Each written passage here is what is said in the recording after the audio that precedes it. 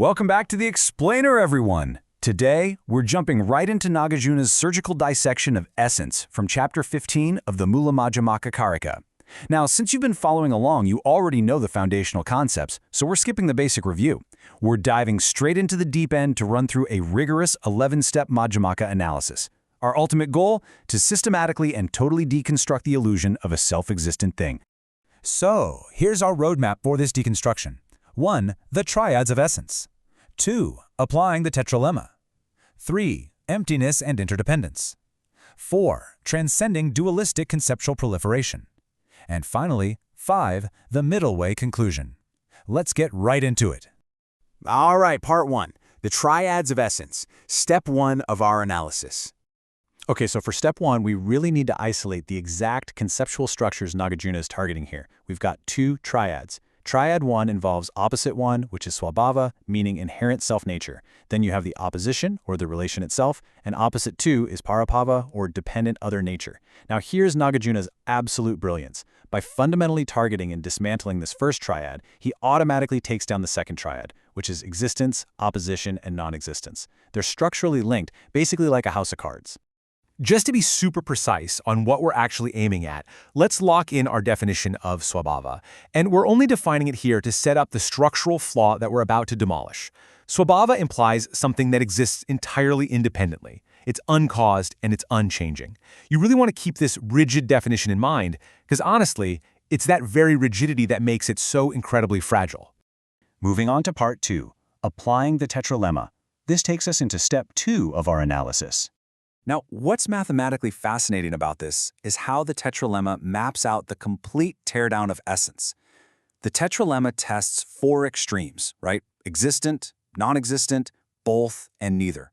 When you take svabhava and parabhāva and run them through these variables, asking, are they identical or different, permanent or impermanent, literally every single combination hits a logical absurdity. It doesn't matter which extreme stance you take. The whole ontological structure just completely collapses on itself. To anchor this teardown directly in Nāgārjuna's text, look at verses 1 and 2 from chapter 15. He basically argues that production strictly implies dependence, so a self-existent thing literally cannot be produced. Think about it. If it needs causes and conditions to exist, well then it's fabricated, and if it's fabricated, that completely shatters the definition of an independent, unproduced essence. It's just a fundamental paradox. And notice how this sets off a massive domino effect. Step 1, svabhava contradicts causality, so boom, it falls. Step 2, parabhāva, other existence, fails right after it because otherness only means something if you have a self-existent entity to compare it to in the first place. Step 3, without self-nature or other nature, the very idea of an inherently existent thing, bhāva, has absolutely zero foundation. And step 4, if you can't prove existence, then non-existence or abhāva is equally unprovable. Why? Because non-existence is just the cessation of an existent thing. All right, part 3, emptiness and interdependence, covering steps 3 through 6. So, with the teardown finished, what are we actually left with? We get this incredibly beautiful cascading logic. Step 3. Since every position in the tetralemma collapsed, we have to conclude these spheres are totally empty of inherent existence. Step 4. From that emptiness, it logically follows that opposites don't have a standalone core. They are dependently co-originated. They're co-defined, interdependent. Think about it. You can't have short without tall. You can't have an actor without an action. They're just mere designations our minds impute.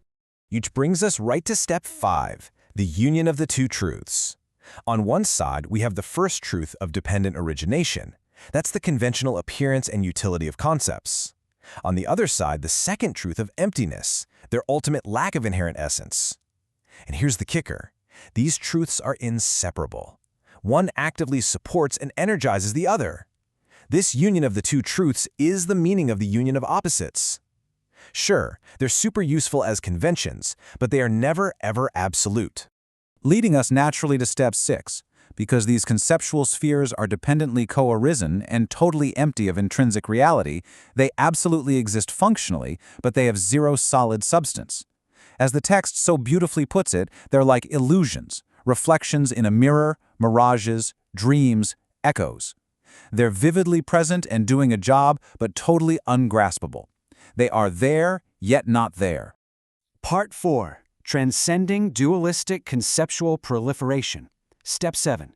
As we move up in our analysis, we hit the absolute limits of our conceptual models. In Step 7, we bring in the generalized tetralemma to definitively state that true reality is way beyond all conditioned, dualistic conceptual proliferation.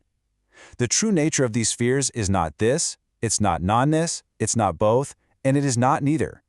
And honestly, whatever this happens to be, there is no fifth option. Reality just operates far beyond these rigid little dyads and triads we try to force it into. By exhausting all those conceptual options in Step 9, we systematically kick away every single philosophical crutch we normally lean on. We can't cling to objectivism or realism. We can't sink into the despair of subjectivism or nihilism. We completely transcend relationism, dualism, pluralism, and yes, even monism or radical oneness. By just wiping out every extreme, we naturally arrive at the middle way, a path totally free from all extremes and middles. Finally, Part 5, the Middle Way Conclusion, Steps 10 and 11. All right, let me pose a direct question to you all. If everything is fundamentally empty of inherent essence, and we can't grab onto existence or non-existence, how on earth do we actually function conventionally without absolutely reifying our reality? Like, what's the practical so what of the middle way in our daily lives? Well, here's Step 10. We can absolutely still use linguistic and conceptual dyads as tools to navigate the world. We aren't throwing away language or convention here, but we use them knowing their true empty nature. We use them without absolute attachment, without reifying them, without that grasping effort. It's essentially practicing acting without acting, engaging fully with conventional reality without ever confusing it for absolute reality. And that brings us to Step 11. Freed from the sheer tyrannical grip of dualistic concepts like Svabhava and parabhāva, after surviving all 11 steps of this grueling Madhyamaka logic, we can actually perceive everything as primordially equal, pure, perfect, complete, divine. It's a non-dual oneness that isn't many, isn't one, isn't both, and isn't neither. We just abide in reality exactly as it is, in its pure suchness.